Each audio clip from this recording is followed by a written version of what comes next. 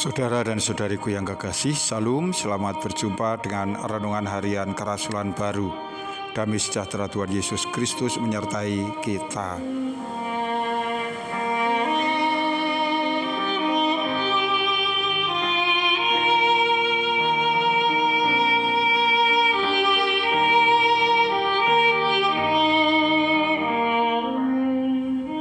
Kita akan membaca firman Tuhan dari Matius 25 ayat 29. Karena setiap orang yang mempunyai, kepadanya akan diberi, sehingga ia berkelimpahan.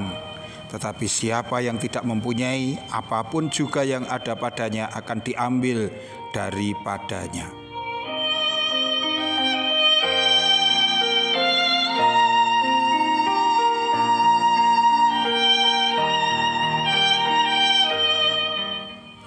Saudara dan saudariku yang kekasih, renungan kita adalah merupakan bagian dari pembelajaran katekismus Gereja Kerasulan Baru soal nomor 157, yaitu tentang perumpamaan talenta.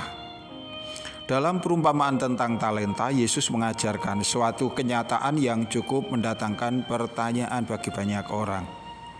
Dalam kehidupan sehari-hari, berlaku norma yang kuat menolong yang lemah. Artinya mereka yang memiliki banyak harta harus mau merelakan sebagian miliknya untuk membantu mereka yang berkekurangan.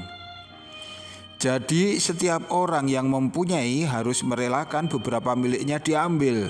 Sedang mereka yang tidak mempunyai atau yang miskin boleh sedikit merasa lega karena ia akan menerima bantuan dari mereka yang kuat.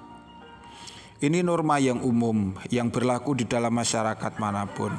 Dan ini sungguh baik, bahkan pada bagian lain Yesus juga mengajarkan yang demikian. Misalnya ketika Tuhan Yesus merespon keinginan Sakeus untuk menjual separuh harta miliknya untuk dibagi-bagikan kepada orang miskin, maka Tuhan menyatakan kesetujuannya seperti yang tertulis dalam Lukas Pasal 19 ayat 8 sampai dengan 9 yang demikian. Tetapi Sakeus berdiri dan berkata kepada Tuhan, "Tuhan, setengah dari milikku akan kuberikan kepada orang miskin, dan sekiranya ada sesuatu yang kuperas dari seseorang akan kukembalikan 4 kali lipat."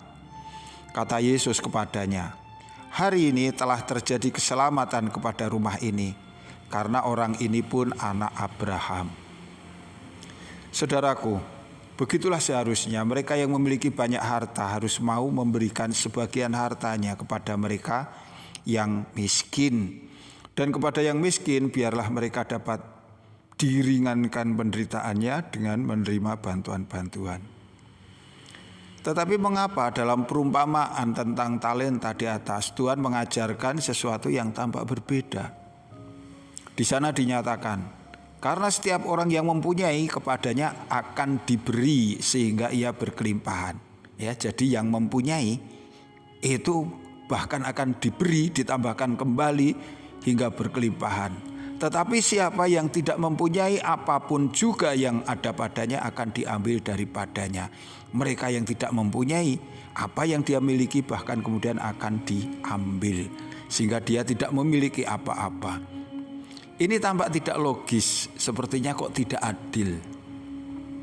Saudaraku, dalam perumpamaan tentang talenta, Yesus tidak membahas tentang harta duniawi atau kekayaan jasmaniah, melainkan ini tentang kerajaan surga, yaitu sesuatu yang berdimensi abadi, yang berkaitan dengan sikap hidup manusia dalam menanggapi firman Tuhan. Hamba yang pertama dan yang kedua misalnya, setelah mereka menerima talenta, mereka mempunyai sikap yang baik dalam merespon perintah Allah. Mereka mempunyai semangat, mempunyai keyakinan, memiliki tenaga yang cukup untuk bekerja bagi tuannya. Dengan apa yang mereka miliki ini, mereka kemudian berhasil melipat gandakan talenta itu sehingga mendatangkan perkenan hati tuannya.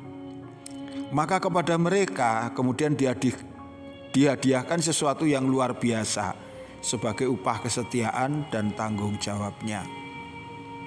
Sebaliknya hamba ketiga, ia tidak memiliki apa-apa. tak punya semangat, tidak punya niat, tidak ada tenaga untuk bekerja. Maka tatkala tuannya pulang dan meminta pertanggungjawaban, hamba ini tidak memiliki apa-apa untuk dipersembahkan kepada tuannya. Akibatnya sungguh mengerikan.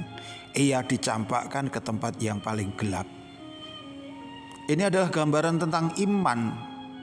Kepada setiap manusia yang memiliki iman, maka ia pasti juga memiliki keinginan untuk menyukakan hati Allah. Ia pasti punya semangat untuk bekerja dalam ladang Tuhan. Pasti memiliki tenaga untuk melipat gandakan pemberian-pemberian yang berasal dari Tuhan. Maka ketika nanti Yesus datang, mereka dapat membawa banyak persembahan. Itu adalah kesetiaannya, ketaatannya, dan tentu juga pekerjaan-pekerjaan baik yang telah dilakukannya.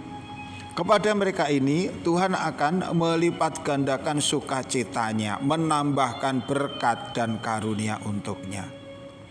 Namun sebaliknya, mereka yang tidak memiliki semangat dalam menanggapi firman Tuhan, tidak punya niat untuk mengelola kebaikan-kebaikan yang telah Tuhan berikan kepadanya, yang ketika Yesus datang, mereka ini tidak punya apa-apa untuk dipersembahkan, maka kepadanya akan diambil semua yang tersisa yang masih ada pada dirinya, bahkan hidupnya.